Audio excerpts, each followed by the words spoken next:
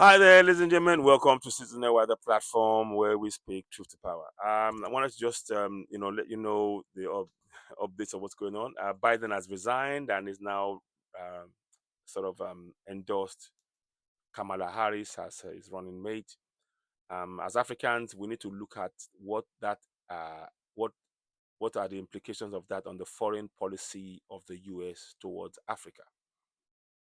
As Africans, that must be our only concern. If you look at what Kamala Harris has been done whilst being the vice president, that points to what she's likely to do when she's a president. She will continue in the same vein, the oppression of Africans, telling us to carry out and follow their so-called ideas about what they believe as interest and representation and all of that stuff, and talking about things that has no bearing, no consequence on the lives of us as Africans, and the fact on how the impoverishment, the injustice, the exploitation that the US policies and the World Bank and the IMF and the likes have been doing on Africa for years. So what I'm trying here to tell you is to make you not sure you understand that just having Kamala Harris there will not change anything. In fact, we need to redouble our effort as Africans to pull out all 55 African countries out of the World Bank and the IMF. Already 3 countries have been out of that now. I'm talking about Niger, Burkina Faso, and Mali. They've all pulled out, and they have the Alliance of Sahel States, which must join. In fact, I recommend and I say to all African countries, it's time we join those bodies, the bodies that they created, the ones for security, the ones for monetary fund, and also working together as in unity. And they want more people. They're needing more African countries to join them. The more they create independent structures, independent of any external structures of the World Bank and IMF, the better for us as Africans. And we can stay in Africa and reach our true potential on our own continent.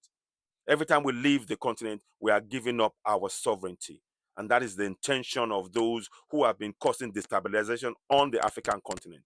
I'm here to tell you, every time you say Allahu Akbar, every time you say Jesus Christ on the African continent, you are literally giving up your sovereignty. You are a sovereign on the African continent. You have sovereignty, you have authority, you have power. We need to use those three. 1 second, please. Yeah, so I just want to reiterate that point. It is time for us now, all of the 53 African countries, because Niger, Burkina Faso, and Mali have already pulled out of the World Bank.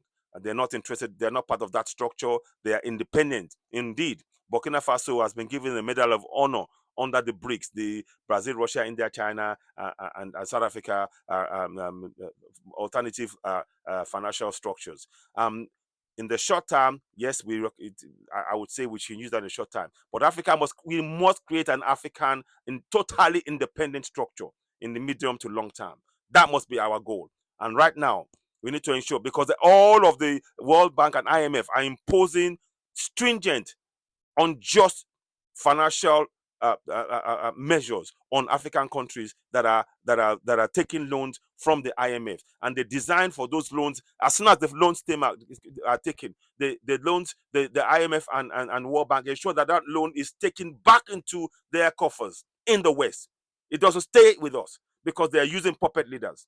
There is something called the economic hitman. They said one way they come and talk to you and say, right, okay, you have to sign and agree with whatever we tell you, to the puppets. Secondly, if they don't do that, they send in the jackals.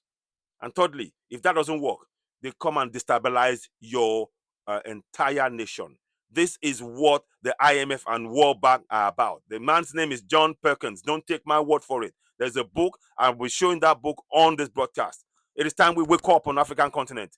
Let us stop allowing this injustice to go on. This is harming the future of the coming generations. This is not about you and me. We're talking about the future of the coming generations of Africans. We need to wake up on the African continent. Wake up. I'm saying it again, whether it's Kamala Harris, whether it's Trump, the policy of the US will remain the same. The exploitation, impoverishment, the completely oppression of Africans on the African continent. And we say no more. They're not welcome on our continent if they're going to be oppressing us. They're not welcome. They have done enough of the exploitation. The West, all these seven countries are about exploiting our resources. And we, the people, need to exercise our sovereignty and say no. And we have to instruct our government to do our bidding. That's why we need those constitutions in our local languages so that people can participate in the governance. So I'm here to let you know that as Africans, we must not relent now. We must we must demand, once we start exercising our powers, once the people start knowing their rights, they must call for all African countries, all 53 African countries currently or 52 African countries currently in the 52 or 53, currently under this IMF, must pull out collectively and join the Alliance of Sahel States in creating structures that are totally independent, African structures, in terms of security, finances, education, spirituality, research and development, hospitals, infrastructure, all of that must all be African centered, Afrocentric, so that we get the best and we start viewing our people in the manner in which we should view them. They are assets that we are valuable, not dispensable things that the West can do as they please with. We say no more to this. We must pull out of all of those bodies, and we must build our own structures, totally independent structures. And any business that's going to be done will be on African terms. This injustice has gone on long enough. Ladies and gentlemen, do think about what I'm saying. I need you to know, every time that you are bowing to Allah on the African continent or to Jesus Christ, you are giving up your sovereignty. You are a sovereign. Because those people, those things that you're praying to, they're not going to answer any of your prayers. You need to exercise your sovereignty by participating in your governance, holding them to account, demanding that they do what you collectively instruct them to do from each of your communities. That's why you need to know those powers in local languages. So I'm here to tell you, there's work for us to do. We need to pull out of the World Bank and the IMF.